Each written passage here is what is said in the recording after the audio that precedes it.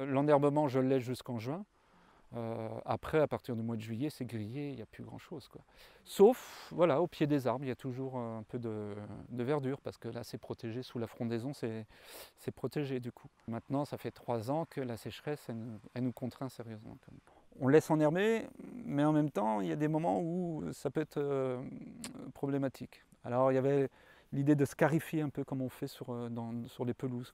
Si ça peut aider, je vais tenter, quoi. Tout le système racinaire du coup qui aère le sol, qui maintient en plus le sol quand il pleut, ça évite l'érosion.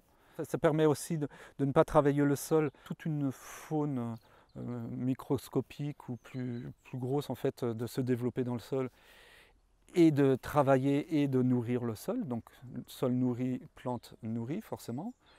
En partie aérienne en fait ça permet d'accueillir plein d'insectes et notamment des auxiliaires. Moi je tonds, donc ça fait aussi un amendement pour le sol.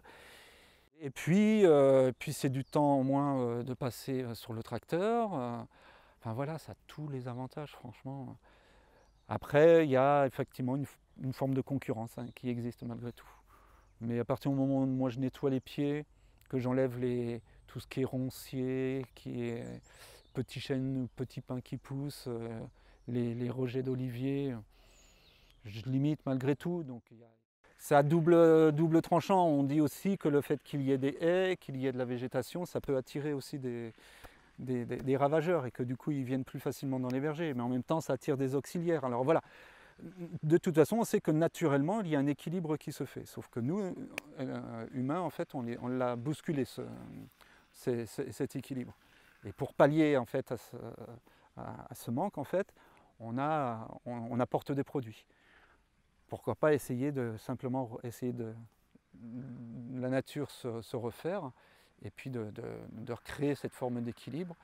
Et peut-être qu'on se rendra compte que c'est viable au bout du compte, quoi.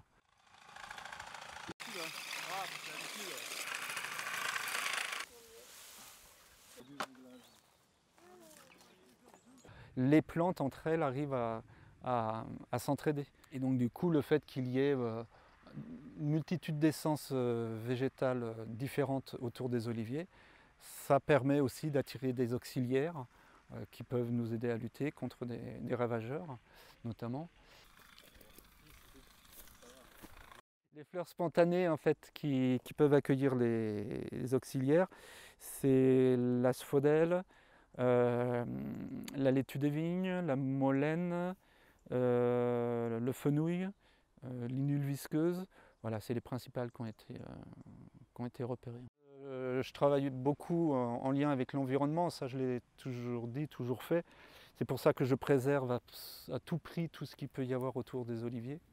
Et puis moi je pense qu'à terme, de toute façon, le travail du sol sera plus ou moins réglementé, autorisé, parce qu'à partir du moment où on gratte le sol, on travaille le sol, il y a tout le CO2 qui s'évapore.